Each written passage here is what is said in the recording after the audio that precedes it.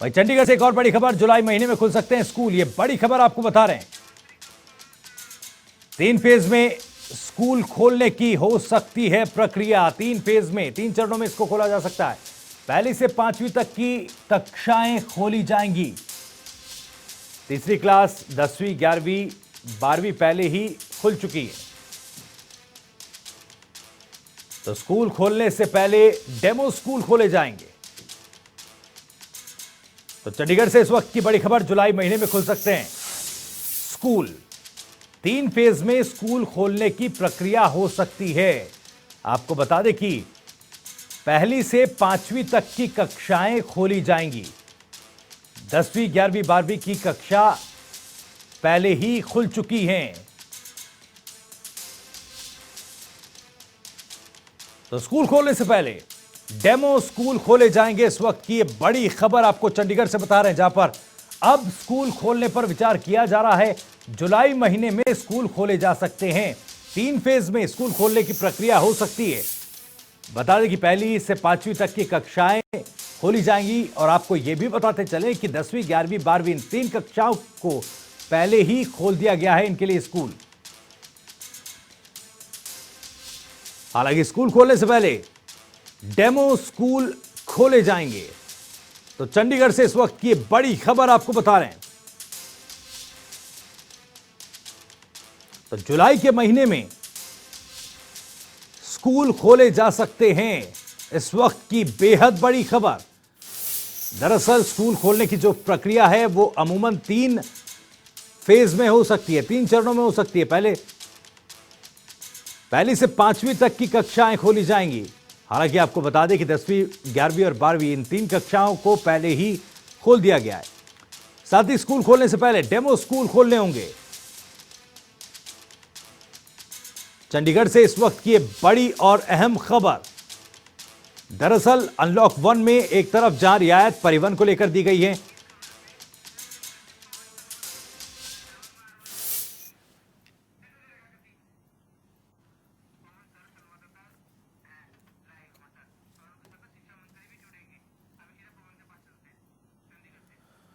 तो इस खबर पर ज्यादा बातचीत के लिए हमारे संवाददाता पवन सिवर चंडीगढ़ से सीधे हमारे साथ जुड़ रहे हैं। पवन, एक तरफ अनलॉक 1 में तमाम रियायतें परिवहन से लेकर दुकान खोलने को लेकर दी गई हैं और भी बाकी रियायतें हैं, लेकिन अब स्कूल खोलने पर भी विचार किया जा रहा है।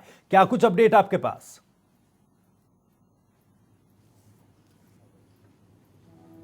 जी बिल्कुल। जो अनलॉक 01 में तमाम तरह की जो रियायतें हैं वो केंद्र की जो गाइडलाइन है उसमें दी गई है। और आप जो राज्य हैं उनके ऊपर ज़्यादातर जिम्मेदारी जो है वो डाल दी गई है कि राज्य जो है वो अपने स्तर पर अपने राज्य की जो परिस्थिति है उसके हिसाब से फैसला करे। इसी कड़ी में हरियाणा जो सरकार है उन्होंने अपने स्तर पर जो है वो समीक्षा करनी है। अभी हरियाणा के शिक्षा मंत्री जो कंवरपाल गुर्जर हैं वो हमारे साथ जुड़ रहे हैं। सर, सबसे पहले जो है वो ये जानना चाहूँगा सर, हरियाणा में इस वक्त स्कूल खोलने को लेकर आपकी क्या तैयारी है सर, और किस तरह की आप तैयारी कर रहे हैं स्कूल खोलने को लेकर? थोड़ी देर रुकते जितना देखिए, अभी केंद्र सरकार की ओर से ये सभी स्टेट को कहा गया है कि वो अपने हिसाब से जैसी वहाँ की परिस्थिति है उसके हिसाब से अपने स्कूल खोल सकते हैं। तो उसके लिए टाइम निश्चित करना, तो उसके बारे में हमने कल ही एक बैठक रखी थी और हमने निर्णय लिया कि आने वाले टाइम में जल्दी हम स्कूल खोल लेंगे। और शुरू में हमने विचार किया कि पहले हम 10वीं 11वीं जो हमारी बड़ी क्लासें हैं उनको खोल लेंगे। उसके बाद हम 6ठी से 9th और उसके बाद छोटी क्लास की हम शुरुआत करेंगे। उसके लिए मैं एक डेमो अभी रखा है और हमने विचार किया है। 2 विचार अभी मन में हैं। एक तो ये है कि हम जो आधे बच्चे जो हाफ है, यानी 30 बच्चे हैं तो 15 बच्चों को स्कूल में मिलाएं और 15 बच्चों को फिर अगले दिन स्कूल में मिलाएं, जिससे सोशल डिस्टेंसिंग बनी रहे। और दूसरा हमारा ये है कि हम जो पीरियड है उसका टाइम थोड़ा कम कर दें और उसमें हम एक सुबह के टाइम क्लास लें और एक शाम के टाइम क्लास लें। तो उसके लिए हमने डेमो रखा है, देखते हैं कुछ प्रकार से कामयाब होता है, जो भी ठीक लगता है।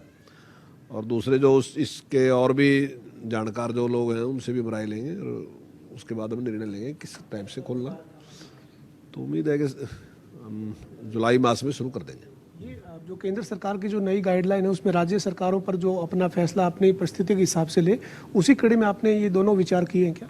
हाँ बिल्कुल बिल्कुल उसी में ही किया, क्योंकि अभी केंद्र सरकार ने जैसी परमिशन दी है कि आप स्कूल खोल सकते हैं तो उसी के। तो 1 जुलाई से अगर स्कूल आप खोलने पर विचार कर रहे हैं तो उसमें पहले फर्स्ट फेज में 9वीं 10वीं 11वीं 12वीं खोलेंगे, इसी तरीके से फेस वाइज चलेंगे? हाँ बिल्कुल ऐसे ही, पहले बड़ी क्लास को 10वीं 11वीं 12वीं, उसके बाद 6ठी से लेके और 9th तक, और उसके बाद 1ली से 5वीं तक। और सर इसमें जो डेमो क्लास की आप बात कर रहे हैं, डेमो क्लास जो वो भी जुलाई के फर्स्ट वीक में जब आप स्कूल खोलने पर विचार करें उसी वक्त करेंगे, वो पहले करेंगे? नहीं नहीं, वो हम पहले करेंगे, वो उससे पहले करेंगे और उसको 8-10 दिन चला के देखेंगे, तो जो सूट करेगा उसके हिसाब से फिर आगे उसमें निर्णय लेंगे। तो ये जो डेमो क्लासेज है सर, इसके लिए सभी जिलों के कोई एक स्कूल ले रहे हैं या फिर किस तरह से?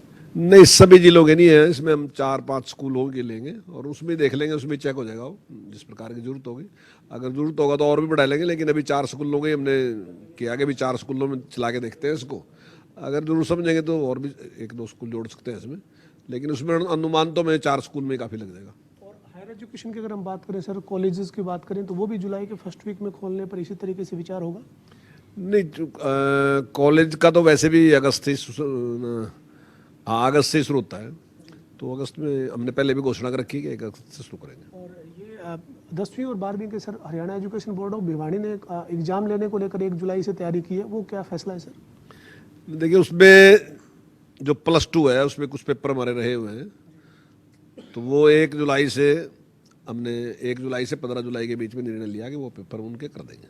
ओपन बोर्ड 10वीं का है, उसके भी सर पेपर ले रहे हैं 1 जुलाई से? 10वीं का हमारा पहले तो निर्णय ये था कि केवल साइंस का पेपर है जो हमारा रहा हुआ था, और साइंस के पेपर में भी हमारे जो 40 नंबर का पेपर है वो हो चुका है जो, और 60 नंबर का जो पेपर है वो रहा है। प्रैक्टिकल पहले ले लिया तो 40 नंबर का हो चुका है और 60 नंबर का रहा है।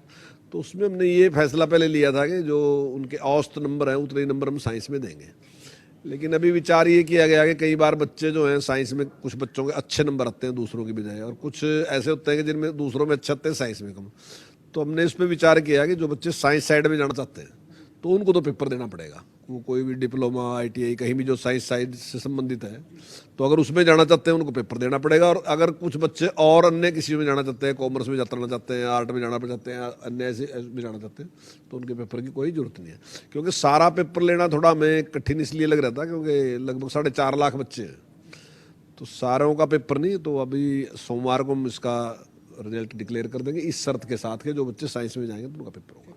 आखिरी सवाल है सर, PTI के जो टीचर हैं 1983 सुप्रीम कोर्ट के आदेश के चलते हटाने का उनको फैसला किया गया है सर, अब वो जो है वो सरकार से राहत की बात कर रहे हैं। सरकार क्या इस मामले में सुप्रीम कोर्ट में या कहीं किसी स्तर पर कोई कानूनी राय लेकर आगे दोबारा विचार करेगी?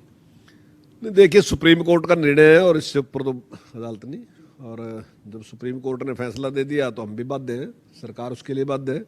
हमें कोई अच्छा नहीं लगता, हमें भी दुख है इस बात का कि भाई जिन बच्चों ने 10-10 साल नौकरी की अब उनके खिलाफ, लेकिन मैं समझता हूँ इसमें सबसे ज़्यादा जो जिम्मेदार है ना, जो अपॉइंटिंग अथॉरिटी है वो जिम्मेदार है, जिसने कोई नियम का पालन ही नहीं किया। जैसा सुप्रीम कोर्ट ने भी उनके खिलाफ टिप्पणी की कि उन्होंने कोई नियम का पालन किया नहीं है, और उनकी गलती के कारण या उनके पाप के कारण मतलब इतने बड़ी संख्या में बच्चों को ये परिणाम भुगतना पड़ा। जो निर्णय कोर्ट ने दिया है कि जो अभी 5 महीने के अंदर अंदर भर्ती करने का उन्होंने आदेश दिया है, और उसमें वही लोग अप्लाई कर सकेंगे जिन्होंने उस टाइम किया था। 20,800 लोग हैं, तो वही अप्लाई करेंगे उसमें, और उसमें उम्र की छूट भी दे दी, उसमें जो और फीस वगैरह की थी उसकी भी छूट दे दी। तो उनका टेस्ट होगा जिस प्रकार से कहा है उसका। आपने कहा कि जो लोग उस टाइम जो अथॉरिटी थी वो जिम्मेदार है, और निश्चित तौर पर वही जिम्मेदार है क्योंकि उन लोगों के साथ और उनके परिवार का जो भविष्य है वो 10 साल के बाद एक बार फिर अंधेरे में चला गया है। तो कोई मुख्यमंत्री से बात करके सरकार इस स्तर पर क्या कोई उस वक्त की जो अथॉरिटी है, सुप्रीम कोर्ट ने जब उसको गलत माना है, तो कोई कार्रवाई या कोई जाँच उस मामले में करने पर विचार किया जा सकता है? विचार करेंगे, इसमें मैं बात रखूंगा, लेकिन उन्होंने जो भी किया वो बिल्कुल बेहद गलत किया और बहुत बड़ी बेइंसाफी कर दी इनके साथ। और अगर ये ठीक होती तो आज ये दिन ना देखने पड़ते। तो एक जिस आदमी के जिम्मे था उसने अपनी जिम्मेदारी को ठीक से न निभा के जिस तरीके से किया, अपने स्वार्थों के लिए जिस प्रकार से किया, तो वो बेहद गलत है। हरियाणा के शिक्षा मंत्री कंवरपाल गुर्जर हमारे साथ थे, जिन्होंने जानकारी दी है कि फेस वाइज जो है वो स्कूल खोलने का फैसला किया गया है। जुलाई में जो है वो 1 जुलाई से स्कूल फेस वाइज खोले जाएंगे। जी बहुत बहुत शुक्रिया पवन, बहुत बहुत शुक्रिया आपका इस बातचीत के लिए और तमाम जानकारियों के लिए। तो जुलाई के महीने में फेज वाइज तरीके से स्कूल को खोले जाने की प्लानिंग सरकार की ओर से, हरियाणा सरकार की ओर से की जा रही है। पहले बड़ी क्लास को खोला जाएगा, 9वीं 10वीं 11वीं 12वीं इन क्लास को पहले खोला जाएगा, उसके बाद चरणबद्ध तरीके से दूसरी क्लासों को भी खोला जाएगा। और आपको बता दें कि स्कूल खोलने को लेकर यह भी प्लान किया जा रहा है कि एक दिन आधे बच्चों को क्लास में बुलाया जाए और एक दिन आधे बच्चों को, ताकि सोशल डिस्टेंसिंग का पालन हो सके।